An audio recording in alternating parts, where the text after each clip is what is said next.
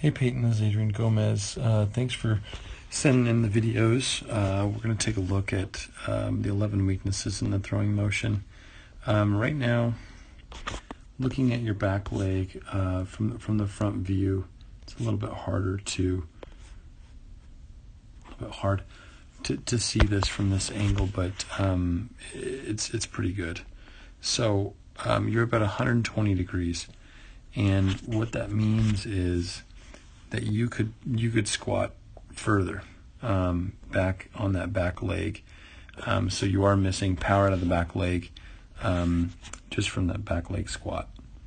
The next one we're going to look at. So that correlates with everything online. You'll see those weaknesses online, and you'll be able to fix them with those specific drills that are on your online portal.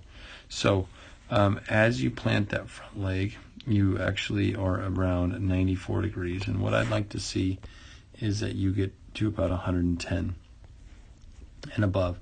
And so this is what it looks like. Basically, your front foot is going to have to be probably another foot further.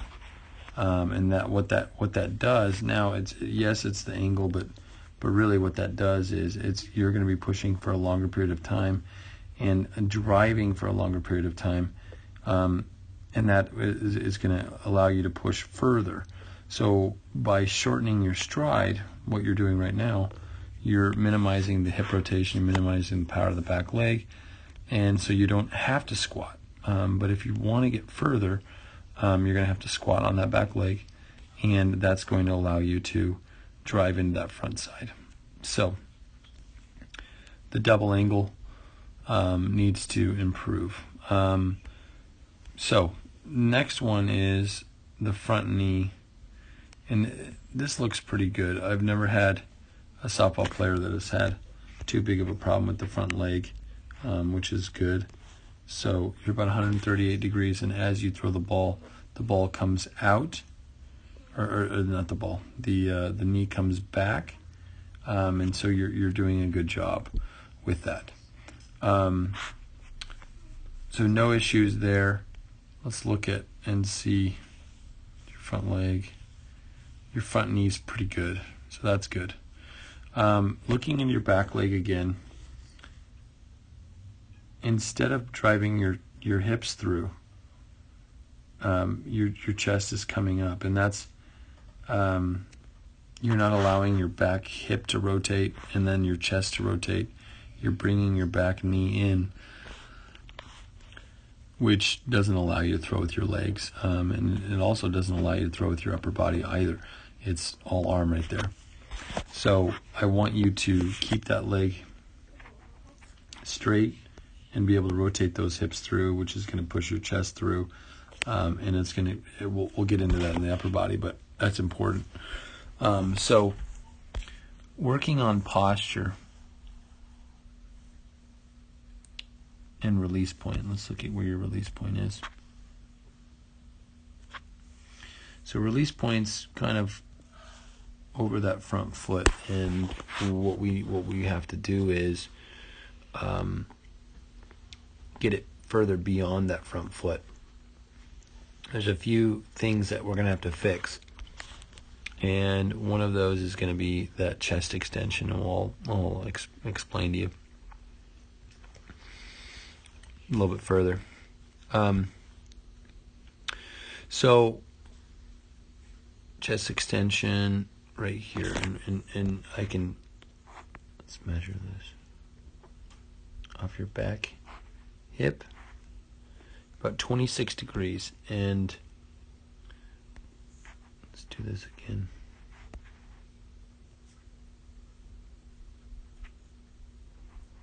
That back hip, I'm trying to find your back hip right here, right in there.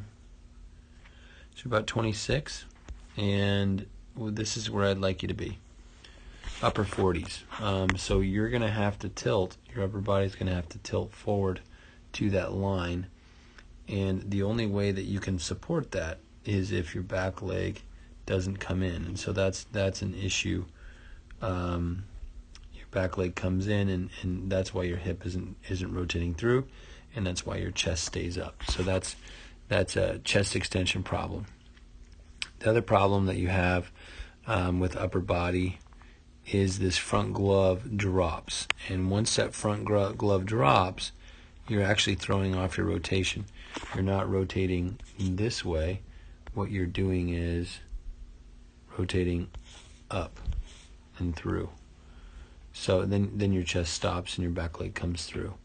So we want your chest to drive through down to that 49 degrees, and then your chest is going to continue to go over that front foot, allowing you to drive through and rotate with your upper body. So chest extension, front glove is an issue. And let's measure this right here. So coming off of here, you can see the elbow right here. You can see the shoulders, and you can see your elbow up. So you do have an elevated distal humerus, which is a fancy word for your elbow's too high. And you can see your chest level here. You can also see your elbow level. So you're up about 4 or 5, maybe 3 or 4 inches elevated above the shoulders. So I'd like to see it as a straight line right here. I'd like to see it down 2 or 3 more inches. You do put a lot of stress on the labrum and the elbow when that elbow's up, so you have a high elbow. You also have, let's see here, your hand stops when you throw the ball instead of plowing through it, and this leg being out and that chest being out, and allowing yourself to get through the ball. So those are the big issues that I'm seeing. Back leg, longer stride, squatting into the back leg. You're also separating quite early. So your hands can stay together longer, and that's what's going to allow you to have that elbow to stay together for a longer period of time.